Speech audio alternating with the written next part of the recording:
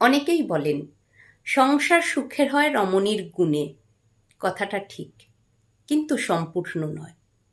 একজন গুণবতী স্ত্রী নিশ্চয়ই সংসারে শান্তি ও ভালোবাসা আনতে পারেন, কিন্তু সেই সুখ টেকসই হয় তখনই যখন একজন ভালো স্বামী তার পাশে থাকেন।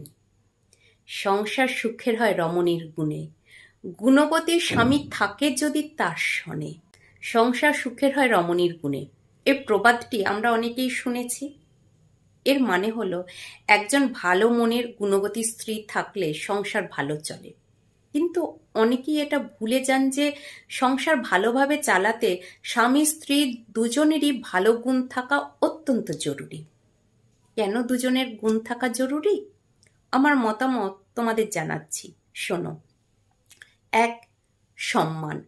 স্বামী স্ত্রী একে অপরকে সম্মান করলে সংসার টিকে থাকে। শুধু একজন ভালো হলে হবে না। দুই, বোঝাপড়া। দুজন দুজনকে বুঝতে হবে, কে কেমন, কি চায়, কোথায় সমস্যা। ভালোভাবে ঠান্ডা মাথায় কথা বলে সমস্যার সমাধান করতে হবে। তিন, সহযোগিতা। সংসার মানে শুধুমাত্র টাকা উপার্জন করা নয়। রান্না করা, ঘরের কাজ, সন্তানদের দেখাশোনা সবই জরুরি। স্বামী যদি কোনো কাজে সাহায্য না করে তাহলে স্ত্রী একা সব সামলাতে পারে না। চার, ভালোবাসা। স্বামী এবং স্ত্রীর মধ্যে ভালোবাসার সম্পর্ক অটুট থাকতে হবে। আর ভালোবাসা না থাকলে সংসারে শুধু থাকে একটা রুটিন, সুখ থাকে না।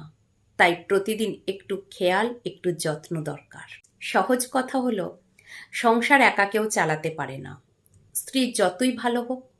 যদি স্বামী খেয়াল না রাখে, সহযোগিতা না করে, তাহলে সংসার সুখের কখনোই হয় না। আবার স্বামী যতই ভালো হোক না কেন, যদি তার স্ত্রী সহযোগিতা না করে, সেক্ষেত্রেও কিন্তু সংসার সুখের হয় না। তাই সংসার সুখের হয় স্বামী স্ত্রী দুজনের ভালো গুণে, ভালোবাসায়, দায়িত্ববোধে এবং বোঝাপড়ায়।